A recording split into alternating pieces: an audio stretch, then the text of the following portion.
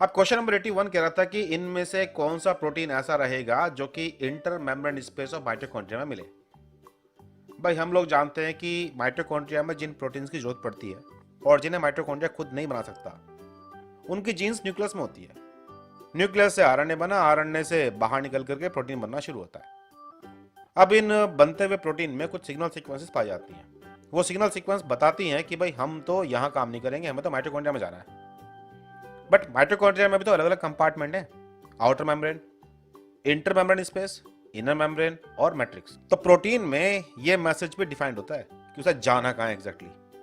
अगर उसे मैट्रिक्स में जाना है तो मैट्रिक्स में ले जाने के लिए सिग्नल सीक्वेंस चाहिएगी, और अगर उसे ट्रांस मेम्ब्रेन प्रोटीन बनना है तो कहीं ना कहीं हाइड्रोफोबिक रीजन्स होंगे। इस सारी ट्रांसपोर्टेशन की स्टोरी में टिम टॉम की भी स्टोरी है, जिसमें से टिम 22 इनर मेम्ब्रेन पर रहता है। अब ऑप्शन नंबर 1 कह रहा है भाई एन टर्मिनल में मैट्रिक्स टारगेटिंग सीक्वेंस होनी चाहिए और हाइड्रोफोबिक स्टॉप ट्रांसफर। ये बता रहा है कि यार ये असल में अंदर वाली मेम्ब्रेन पर रहेगा, मैट्रिक्स वाली साइड, और वो भी ट्रांस मेम्ब्रेन बन करके। ऑप्शन नंबर 2 कह रहा है N terminal matrix targeting sequence, ये भी मैट्रिक्स में ले जा रहा है प्रोटीन को। थर्ड कह रहा है protein with multiple internal sequences that are recognized by TIM 22 complex. तो अगर टिम 22 यहां रहता है और ये इससे आके इंटरेक्ट कर सकता है, तो भाई इसके चांस ज्यादा हैं कि इंटर मेम्ब्रेन स्पेस में रुक जाएगा। Option number 3, a protein with the outer membrane localization of sequence followed by the matrix targeting signal। यार जहां जहां मैट्रिक्स टारगेटिंग की कहानी आएगी तो वहां प्रोटीन मैट्रिक्स में जाके दम लेगा, वो बीच में रुकने वाला नहीं है। तो भाई साहब इसी लॉजिक से क्वेश्चन नंबर 81 का आंसर हो गया 3। Question number 85, which one of the following statement regarding clonal selection hypothesis is not correct। बड़ा बोल्ड करके बोल रखा है, तो इसी पॉइंट को ध्यान रखना है। भाई क्लोनल सिलेक्शन में क्या होता है कि बहुत सारी बी सेल्स हैं, हर बी सेल्स के ऊपर एक पर्टिकुलर टाइप का एक एंटीबॉडी लगा हुआ है, जिसकी स्पेसिफिसिटी एंटीजन के अगेंस्ट अलग अलग तरह की है। कोई एंटीजन आया और अगर इन बी सेल में से किसी एक बी सेल से वो बाइंड कर गया अपनी स्पेसिफिसिटी एफिनिटी की वजह से, तो भाई ये बी सेल सेलेक्ट हो जाने वाली है और ये बी सेल अपने जैसे क्लोन तैयार करेगी, वो क्लोन जो आपकी मेमोरी में बड़ा रोल निभाने वाले हैं। तो पॉइंट ये है कि इनमें से कौन सी बात गलत है। पहली बात है mature B lymphocyte bear Ig receptor on their cell surface and all receptor on a single B cell have variable specificity for antigen. यार ये पहली लाइन में गड़बड़ नहीं है। ये बोल रहा है कि एक बी सेल के ऊपर एंटीबॉडी जो है वो अलग अलग तरह के, अलग अलग स्पेसिफिसिटी लिए हुए। अगर ऐसी कहानी थी तो फिर क्लोनल सिलेक्शन की जरूरत ही क्या थी। इसलिए ऑप्शन नंबर 1 ही फॉल्स है। अब ऑप्शन नंबर 2 को भी देख लो। एंटीजन के स्टिमुलस पे बी सेल मैच्योर होगी, माइग्रेट करेगी, पहुंचेगी और क्लोनल डिसेंडेंट्स जो होंगे वो सेम टाइप के रिसेप्टर्स पैदा करेंगे और सीक्रेट करेंगे एंटीबॉडी को। करेक्ट है, ये इसकी थ्योरी भी थी। आफ्टर इम्यून रिस्पॉन्स ज्यादा B cell bearing receptors will remain in the host and act as memory cells for mounting enhance secondary response. ये भी बात सही है। B cell with receptor for self antigen are deleted during embryonic development. Option number 4 में जो ये बात दे रखी है कि बी सेल के रिसेप्टर जो अपने खुद के एंटीजन को पहचानते हैं उन्हें सेलेक्टिवली मार देते हैं। बट मेरा सवाल ये है, क्या वाकई में ये एम्ब्रियोनिक डेवलपमेंट के दौरान होने वाली कहानी है? बट इन 4 ऑप्शनों में से बेस्ट तो फिलहाल ऑप्शन नंबर 1 ही लग रहा है। Question number 86, susceptible individuals are infected with pathogen A and pathogen B separately। Pathogen A has a very short incubation period and disease symptoms are already underway by the time memory cells are activated। Pathogen A ऐसा है कि भाई बहुत जल्दी से आता है, बीमारी करता है और भाग जाता है, या कह लो गायब हो जाता है। पैथोजन बी, इसका इंक्यूबेशन पीरियड लंबा है, जिसकी वजह से इम्यून सिस्टम को देखने का मौका मिलता है, मेमोरी सेल बनती हैं, एक्टिवेट होती हैं, रिस्पॉन्ड भी करती हैं। तो अब पूछ रहे हैं कि वैक्सीनेशन की स्ट्रेटेजी क्या होनी चाहिए। भाई वैक्सीनेशन के लिए 2 प्रॉपर्टी बड़ी इंपॉर्टेंट है। एक तो है एंटीजेनिसिटी और एक है इम्यूनोजेनिसिटी। पहली बात, एंटीजन को रिकॉग्नाइज होना चाहिए इम्यून सिस्टम के द्वारा, दोनों एंटीजन है। फिर है इम्यूनोजेनिसिटी कि इम्यून सिस्टम एक्टिवेट होना चाहिए उसके अगेंस्ट। तो पैथोजन बी के अगेंस्ट तो इम्यून सिस्टम एक्टिवेट होता हुआ देख रहे हैं, लेकिन ए के अगेंस्ट नहीं दिख रहा। तो इसका मतलब ये पुअर इम्यूनोजन है। अगर पुअर इम्यूनोजन से भी तुम्हें इम्यून सिस्टम को जगाना है तो फिर भाई कुछ जुगत बढ़ानी पड़ेगी। हैप्टेन वाली कहानी याद है कुछ? वही लॉजिक यहाँ अप्लाई करो। Prolonged persisting presentation to the system. अगर आप किसी तरीके से इस एंटीजन को लंबे टाइम तक प्रेजेंट करो इम्यून सिस्टम को, तो सीख जाएगा वो भी। और भाई वैक्सीनेशन वाली कहानी में अगर किसी एंटीजन को आप चाहते हो कि बॉडी में लंबे टाइम तक रहे, तो फिर आपको बॉडी में बार बार देना पड़ता है।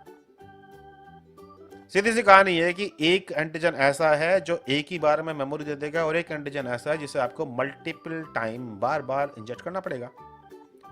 अब ये इंफॉर्मेशन को चेक कर लो कहां दिया हुआ है। क्वेश्चन में हमेशा ये भी ध्यान रखना कि वो ट्रू की बात कर रहा है या फॉल्स की।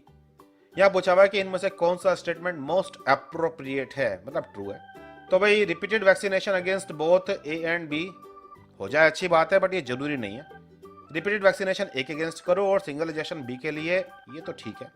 सबसे probable answer single injection of pathogen A अगर एक ही बार दोगे तो वैसे ही वो परसिस्ट नहीं करता, तो कहां से इम्यूनिटी लेकर आओगे। सिंगल इंजेक्शन दोनों का, अगेन एक का आपको मल्टीपल इंजेक्शन देना पड़ेगा, तो यहां best possible answer option number 2 है। क्वेश्चन नंबर 89 बहुत इंटरेस्टिंग है भाई, टिपिकल कुश्ती वाला। कभी ये क्वेश्चन नीचे तो कभी तुम ऊपर, और कभी तुम नीचे तो क्वेश्चन ऊपर। गुत्थम गुत्था है भाई, बहुत सॉलिड। राउंड 11 तक की फाइट जाने वाली थी, बट कोई बात नहीं। एक डीएनए का सेगमेंट है, क्लोन किया गया है एक्टिव साइट ऑफ लैगजेड। लैगजेड नाम की जीन है, और इस जीन में आपने कहीं पर एक जीन ऑफ इंटरेस्ट ऐड कर दी है, जी ऑफ कर दिया हमने इसको। इसके प्रमोटर शमोटर अपनी जगह सब ठीक ठाक है। फिर इसको भाई बैक्टीरिया के अंदर डाला गया, ई कोलाई के अंदर, और ब्लू कलर की कॉलोनी बनी। यार ये ब्लू कलर की कॉलोनी की कहानी क्या थी? देखिए, अगर लैगजेड जीन पूरी है तो लैगजेड से बनेगा बीटा गैलेक्टोसाइडेज एंजाइम, और ये एंजाइम है जो एक्स गैल नाम के मॉलिक्यूल को ब्लू कलर में कन्वर्ट करता है। ब्लू व्हाइट स्क्रीनिंग का बेसिक प्रिंसिपल था। लेकिन अगर जीओएफ बीच में आ जाए तो लैगजेड जीन डिस्टरप्ट हो जाती है, तो उसकी कॉलोनी व्हाइट होनी चाहिए, ब्लू नहीं। लेकिन यहां तो ब्लू दिख रही है, और ये भी कह रहे हैं कि उसके अंदर डीएनए मौजूद है। फिर तो हमें इस बात को जस्टिफाई करना पड़ेगा ना कि जीन ऑफ इंटरेस्ट होने के बावजूद भी लैगजेड सही सलामत बन कैसे गया, डिसरप्ट क्यों नहीं हुई जीन। तो ऑप्शन नंबर 1 कह रहा है कि nature of clone DNA segment need not to be special as cloning of any DNA of lacZ will result in disruption of the reading frame. यहां तक तो ठीक है, और इससे ब्लू कलर मिलेगा एक्स गैल प्लेट्स के ऊपर। यार अगर लैगजेड की जीन खराब हो जाएगी तो एंजाइम कहां बनेगा? तो ये तो फॉल्स स्टेटमेंट है। Clone DNA segment could be group 1 intron, जिसका removal from the precursor lacZ transcript of E coli result in production of mature lacZ in messenger RNA which can then produce active lacZ protein. ये फिर भी एक sensible बात है कि भाई इस डिस्ट्रप्टेड जीन से आरएनए बना, जिस आरएनए में जो आपकी क्लोन्ड जीन थी असल में वो एक ग्रुप 1 इंट्रॉन था। आप जानते हो बैक्टीरिया में वैसे तो स्प्लाइसिंग होती नहीं, लेकिन ग्रुप 1 इंट्रॉन तो सेल्फ स्प्लाइसिंग होता है ना, वो खुद को अपने आप काट के निकाल सकता है। तो हो सकता है उसने खुद को काट के निकाल लिया और उससे बाद में जो मैच्योर मैसेंजर आरएनए बना उससे वापस कंप्लीट लैगजेड के लिए मैसेज मिल गया। तो अभी तक तो ये सबसे प्रोबेबल आंसर है। The clone sequence is likely to be lac Y sequence which is naturally a part of lac operon. यार अगर लैक वाई उसका पार्ट भी है, लेकिन अगर लैक वाई की जीन लैगजेड के अंदर घुस के बैठ जाएगी तो लैगजेड के मैसेज की तो वाट लग गई ना, वो तो नहीं बनने वाला। ये फॉल्स है। The cloned sequence is likely to be an anti-terminator sequence which allow full length transcript of LagZ। ओ भाई साहब, अगर LagZ का मैसेज ऑलरेडी डिसरप्ट हो चुका है तो कितना भी लंबा आरएनए बना लो, जो ये कहानी खराब कर दी स्टार्टिंग में, तो खराब ही है, इसलिए ये भी फॉल्स है। अब इसे देख करके तो फिर बेस्ट ऑप्शन है ऑप्शन नंबर 2। Question number 134। यार ये एक क्वेश्चन था मार्क रिकैप्चर वाला टेस्ट। In order to estimate population size of a fish species in a lake, एक भाई साहब ने 100 मछलियां पकड़ी, उनको मार्क किया कलर टैग के साथ और वापस छोड़ दिया। एक सप्ताह बाद वापस आए, उन्होंने इस बार 150 मछलियां पकड़ी, उनमें से 25 वो थी जो टैग थी। और ये पूछ रहे हैं कि बताओ भाई पॉपुलेशन का साइज क्या था। पॉपुलेशन का साइज निकालने के लिए सिंपल सा, आपने शुरुआत में कितनों को टैग किया 100, दूसरी बार आपने कितने पकड़े 150, और इनमें से कितने आपके लेबल थे। सॉल्व करके देख लो, आंसर निकल जाएगा 600 population. Question number 139। Monoclonal antibodies can be modified for better research and therapeutic application. Several approach are mentioned below along with their possible application. हो सकता है कि एकदम से पढ़ के चीजें याद ना आ जाए, लेकिन कुछ चीजें तो याद आएंगी। अब जैसे कि टॉक्सिन वर्ड याद है, इम्यूनोटॉक्सिन। जब कभी हम लोग एंटीबॉडी के एफसी पार्ट में कोई टॉक्सिन ऐड कर दें तो उसे हम इम्यूनोटॉक्सिन कहते हैं। सेकंड का सी, अब कितने ऑप्शन ऐसे हैं जिसमें सेकंड का सी है? उत्तरी केवल एक ही ऑप्शन के अंदर है यार। सिर्फ एक ऑप्शन भी पता हो जाने से तुम ये क्वेश्चन सॉल्व कर सकते थे। और एप जैम की कहानी, ऐसे एंटीबॉडी जो ट्रांजिशन स्टेट को स्टेबलाइज करते हो, थर्ड का ए। और similarly binding site of original mouse map are placed into the Fc region of human antibody. इन्हें हम लोग सही मायने में ह्यूमनाइज्ड एंटीबॉडी कहते थे। Reduce side effect of xenogenic antibodies in immunotherapy. ये सारी कहानी एंटीबॉडी इंजीनियरिंग की थी, जहां हमने एंटीबॉडी के फंक्शन समझे थे। तो ऑप्शन नंबर 4 करेक्ट कॉम्बिनेशन है। ऐसे ही क्वेश्चन नंबर 142 भी है। तुम चाहो तो ये कह दो कि हमें टेक्निक ढंग से आती नहीं है, या फिर एक बार ट्राई तो मार लो यार।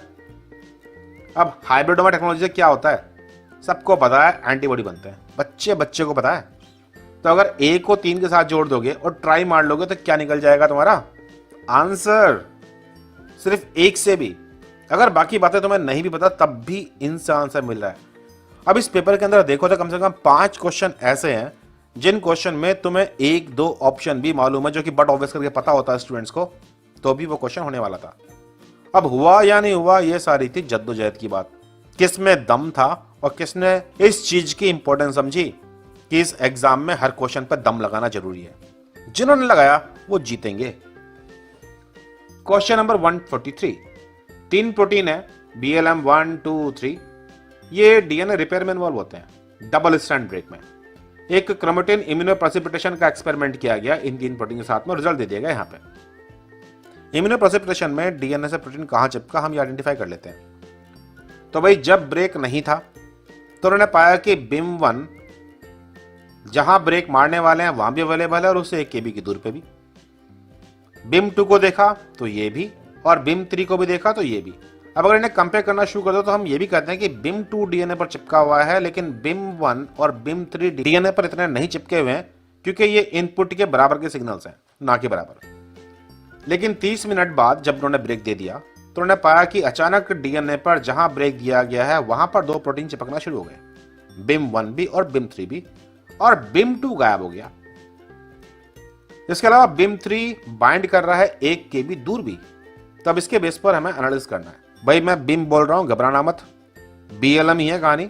BLM 1, 2, 3 बाइंड कर रहे हैं डीएनए ब्रेक साइट पर, नहीं। यहां पे हमें मालूम पड़ा है कि BLM2 तो बाइंड नहीं करता, ये इन्फॉर्मेशन फॉल्स है।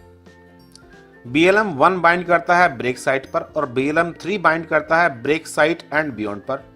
हाँ जी, BLM1 बाइंड कर रहा है ब्रेक साइट पर और वो BLM3 दोनों जगह बाइंड करता, तो स्टेटमेंट नंबर 2 ट्रू है। 3 है BLM2 remains bound to the DNA after the break. भाई कहां दिख रहा है हमें, ये तो ना के बराबर सिग्नल है, इसलिए ये भी फॉल्स है। BLM3 bind to DNA irrespective of the break. अगर BLM3 को बिना डैमेज के बाइंड करने की आदत थी तो हमें यहां भी मिलना चाहिए था, जो कि नहीं मिला। तो इसलिए सही मायने में यहां एक ही आंसर है, answer number 2 perfect. Question number 53। एक पॉपुलेशन है 2000 इंडिविजुअल की of a plant species, genetic differences at a single locus lead to different flower colours. द alleles are incompletely dominant. The population has 100 individual with genotype small r, 800 individual genotype capital R, small r, और बाकी बचे हुए capital R। Frequency निकालने के लिए बोल रखा है। क्या तुमने नोटिस किया, हार्डी विनबर्ग का ये तीसरा क्वेश्चन था यहाँ इस एग्जाम के अंदर। मतलब कुल मिलाकर के नंबर बांटे गया है इस बार हार्डी विनबर्ग। अब यहां चेक कर लो भाई, हमें पता है कि 2000 इंडिविजुअल हैं, तो टोटल 2000 लोगों के अंदर जो कि डिप्लॉयड हैं, तो उनमें कितनी टोटल अलील्स होंगी, 4000।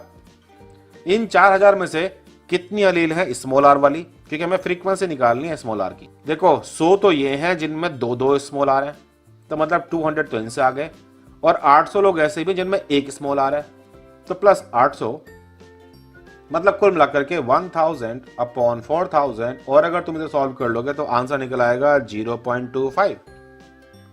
ये है फ्रीक्वेंसी स्मॉल आर की इस पॉपुलेशन में। और चाहो तो एकदम आगे बढ़ा के ये बोल दो कि 0.75 फ्रीक्वेंसी है कैपिटल आर की। बल्ले बल्ले। Question number 66। DNA vaccines offer several advantage over other existing vaccine approach. Which one of the following statement related to the DNA vaccine is not correct? DNA vaccine के बारे में कौन सी बात करेक्ट नहीं है? Immune response is directed to the antigen encoded by the DNA and able to induce both humoral and cell immunity. भाई DNA vaccine जो है इसका मतलब है कि डीएनए को सेल के अंदर इंसर्ट करा दिया गया, अब वो सेल के अंदर बैठ करके प्रोटीन पैदा कर रही है, और वो प्रोटीन अगर फंक्शनल काम नहीं करेंगे तो फिर हम उसे यूजिंग करेंगे। डीएनए वैक्सीन की टर्म इसलिए बनी क्योंकि हम लोगों ने ये देखा है कि अगर एनिमल्स में हम डीएनए इंजेक्ट करें तो उनसे बनने वाले प्रोटीन से ह्यूमरल और सेल इम्यूनिटी दोनों तरह की इम्यूनिटी खड़ी हो सकती है। तो ये स्टेटमेंट है true. DNA vaccine can induce prolonged expression of antigen. भाई जब डीएनए अगर आपकी सेल के अंदर घुसा हुआ बैठा है तो जब तक सेल है तब तक प्रोटीन बनता रहेगा, long term. True. DNA vaccine could remain stable and potent for long time without refrigeration, eliminating the challenges of storage and transportation. अब पोलियो ड्रॉप तुम्हें याद होगा, वो बेचारे प्लास्टिक के डिब्बे लिए घूमते रहते हैं, आइस बॉक्स। अगर आइस बॉक्स में नहीं रखेंगे तो वो वैक्सीन खराब हो जाएगी। लेकिन डीएनए वैक्सीन का मजा तो ये है, आपकी बॉडी में इंजेक्ट कर दी तो आपकी बॉडी के फिजियोलॉजिकल एनवायरनमेंट में डीएनए स्टेबल रहेगा और वहां जो प्रोटीन बनाएगा वो उस एनवायरनमेंट बना रहा है। बहुत सारे प्रोटीन और भी तो बनते हैं आपकी सेल में, तो ये कहानी भी ट्रू है। DNA vaccine construct can be engineer to carry several antigen to infect host cell and replicate in neural cell. भाई बात तो काफी सही है, लेकिन लफड़ा कहां है? न्यूरल सेल का। Neural cell terminally differentiated cell होती हैं, ये डिवाइड नहीं करती, और केवल इतनी सी बात की वजह से ये ऑप्शन गड़बड़ हो गया। तो इसका जो नॉट ट्रू वाली कहानी थी वो थी option number 4। Question number 119 Drosophila के डाटा के बारे में है, तो क्यों ना हम सीधा ड्रोसोफिला की बात ही कर लें। पहले डाटा को हमने निकाल लिया है और उसके बेस पर हमने 2 ड्रोसोफिला ले ली हैं, एक फीमेल और एक मेल।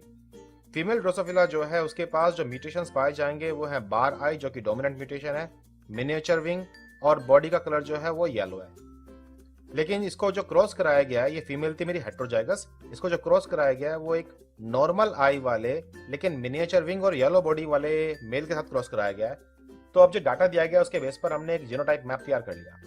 हमने कहा हमारी जो फीमेल है वो है हेट्रोजाइगस सभी जीन्स के लिए, और जो मेल है वो आंख वाले के लिए तो वाइल्ड टाइप का है, लेकिन जो बाकी 2 म्यूटेशंस हैं, बॉडी कलर और उसका मिनिएचर विंग, उसके लिए वो होमोजाइगस है। अभी तक हमें ये आइडिया नहीं है कि जीन कहाँ है, कैसे ऑर्गेनाइज्ड है, इसलिए हम लोगों ने सारी की सारी वाइल्ड जीन्स जो हैं पॉजिटिव वाली वो हमने एक क्रोमोसोम पे डाल लिया, म्यूटेंट हमने एक क्रोमोसोम पे डाल लिया। अब हम डाटा को देख लें। जब भी कभी हमारे सामने डाटा आ जाए तो फिनोटाइप काउंट कर लीजिए फटाफट। अगर 8 फिनोटाइप हैं तो उसका मतलब है यहाँ पर 2 पेरेंटल टाइप हैं कोई से, यहाँ पर 2 डीसीओ हैं और 2 यहाँ पर हैं क्रॉसओवर्स, क्रॉस नंबर 1 और क्रॉसओवर नंबर 2। पहली वाली 2 जीन्स के बीच में जो क्रॉस ओवर होगा उसको हम लोग बोलेंगे 1 क्रॉस ओवर, और जो दूसरा वाला है उसको बोलेंगे हम लोग 2 बाकी जीन्स के बीच में जो क्रॉस ओवर है। दोनों क्रॉस ओवर अगर इकट्ठे हो रहे हैं तो हम डबल क्रॉस ओवर बोलते हैं। इस डाटा में जो सबसे ज्यादा नंबर के दिखाई दे रहे हैं ये हैं पेरेंटल टाइप। अब पेरेंटल टाइप को अगर हम बाहर निकाल लें तो हमें मालूम पड़ गया कि जो पेरेंट में सेट की जीन होनी चाहिए वो है कैपिटल बी के साथ में एम पॉजिटिव वाई पॉजिटिव, और बी पॉजिटिव के साथ में क्रोमोसोम पे मिलना चाहिए मुझे एम एंड वाई। हम लोग कैसे आइडेंटिफाई करते हैं इस कहानी को, इसके लिए हम लोग डिटेल क्लासेस करते हैं आई फ्लाई के अंदर, जहां हम सीखते हैं जेनेटिक रिकॉम्बिनेशन फ्रीक्वेंसीज को नापना कैसे नापते हैं। इंडीड अगर अब हम इस बात को चेक कर रहे हैं कि पेरेंटल टाइप ये है, तो फिर हम लोगों ने अपने जीन को शफल कर लिया। जैसा कि हम लोगों ने आइडेंटिफाई किया कि पेरेंट्स में जीन का सेट होना चाहिए, तो अब हमने जीन का सेट तैयार कर लिया है अपना, और हम सीखते हैं आगे वाली बात को जिसमें पहला बताया गया है कि क्या हम ऑर्डर आइडेंटिफाई कर सकते हैं जीन्स का। याद रखिएगा जीन्स का ऑर्डर आइडेंटिफाई करने के लिए हमेशा पेरेंटल टाइप के जीन्स को मैच किया जाता है डबल क्रॉसओवर के साथ। पेरेंटल टाइप का जो जीन का सेट है वो बोल रहा है कि जहां कहीं बी पॉजिटिव होता है उसके साथ स्मॉल एम मिलता है, उसके साथ वाई मिलता है, एक ही क्रोमोसोम के ऊपर। ये है लिंक्ड। अब इस डाटा में सबसे कम नंबर पकड़ लीजिए, सबसे कम नंबर है 20, तो ये है मेरा एक डबल क्रॉसओवर का रिजल्ट, और यहाँ पे मुझे स्मॉल एम के साथ स्मॉल वाई तो मिल रहा है, लेकिन कैपिटल बी पॉजिटिव मिसिंग है, यहाँ पे बी है, और जो मिसिंग होता है ना वो मिडल जीन है। हमेशा याद रखना जो भी कोई सेट को छोड़ के भागेगा, सेट है B positive small M small Y, इस सेट में से जो भागने वाला जो नहीं मिलेगा मुझे डबल क्रॉसओवर में, ये वो है जो मिडल जीन है। कैसे? इसके लिए हम लोग एक सिंपल सी बात कर सकते हैं कि एक क्रोमोसोम पे मेरे पास 3 जीन है, कैपिटल ए बी सी। अगर डबल क्रॉसओवर हो जाए, दोनों क्रॉसओवर एक साथ होते हैं, तो जो मिडल वाली जीन है वो है जो साथ छोड़ने वाली है। अब चेक कीजिए, डबल क्रॉसओवर होने के बाद जो मेरे पास रिजल्ट आ रहा है, कैपिटल ए के साथ में कैपिटल सी तो है, लेकिन कैपिटल बी गायब है। यहाँ पे आ गया स्मॉल बी, कैपिटल बी छोड़ के भाग गया उसे। ये इंडिकेशन इस बात का कि डबल क्रॉसओवर में हमेशा मिडल जीन है शफल करने वाली है। यहां मेरे इस डाटा में जो मैं देख रहा हूं, जो शफल करने वाली है वो बी है, तो फिर बी किनारे वाली जीन नहीं है, ये हमारा गलत बना रखा है। क्यों ना इसे इंप्रूव कर लें? इंप्रूव करने पर अब हम लोगों ने बी को ले आए हैं बीच में, जीन का ऑर्डर मिल गया, जो कि क्वेश्चन का पहला पार्ट था, और इस क्वेश्चन के पहले पार्ट के साथ ही मुझे बहुत कुछ चीजें और मालूम पड़ गई। मुझे ये भी मालूम पड़ गया कि जो मेरा पूरा डाटा था उस डाटा को भी मुझे चेंज करना पड़ेगा, इनको इंटरचेंज करना पड़ेगा, तभी मैं सही तरीके से क्वेश्चन को आगे सॉल्व कर पाऊंगा। चेंज कर दिया। अब हम लोग देखते हैं हमारे पास क्या सॉल्यूशन हो चुका है और क्या बचा हुआ है। क्वेश्चन में पहला पूछा हुआ था कि इस रिजल्ट के बेस पर हम लोग जीन का ऑर्डर बताएं। अब जीन का ऑर्डर मिल गया मुझे, एम के बाद बी, बी के बाद वाई, तो ये है मेरा एम बी वाई। और अब आई बात फ्रीक्वेंसी निकालने की। अगर मुझे बी और वाई के बीच में जीन फ्रीक्वेंसी निकालनी है तो मुझे इनके रिकम्बिनेंट्स तलाशने पड़ेंगे वहां जहां पर कैपिटल बी के साथ में वाई पॉजिटिव ना आए। अगर बी और वाई पॉजिटिव के बीच में कभी रिकम्बिनेशन हुआ तो वो दोनों जीन जो हैं वो एक दूसरे से बढ़ जाएंगी, दूर हो जाएंगी। और इसी प्रिंसिपल का इस्तेमाल करके हम लोगों ने आइडेंटिफाई कर लिया है कि ये वो ऑफ स्प्रिंग्स हैं जहां पर ये शफलिंग हुई है। हमें कैपिटल बी के साथ स्मॉल वाई को देखना है, एम को हम ध्यान नहीं देंगे। तो जहां कैपिटल बी के साथ स्मॉल वाई है, जैसे कि ये, जैसे कि ये, और जहां पर मुझे ये दोनों साथ में मिल रहे हैं, B positive and Y positive, यानी कि ये दोनों, तो ये चारों के चारों जो हैं ये हैं जो इस क्रॉसओवर का रिजल्ट है। हालांकि डबल क्रॉसओवर है ये 30 और 20, बट डबल क्रॉसओवर हमेशा इंडिकेट कर रहा है कि यहाँ ये वाला क्रॉसओवर भी हुआ है, क्योंकि यहाँ दोनों क्रॉसओवर हुए हैं, फर्स्ट भी एंड सेकंड भी। अब करना क्या है, नंबर बाहर निकाल लेते हैं, जोड़ लेते हैं और टोटल से डिवाइड कर देते हैं। टोटल है ये सारी पॉपुलेशन 700 की, डिवाइड करने पर जो आंसर आएगा वो है 0.4, और इससे हम लोग जब सेंटीमॉर्गन में डिफाइन करेंगे तो ये है 40 सेंटीमॉर्गन।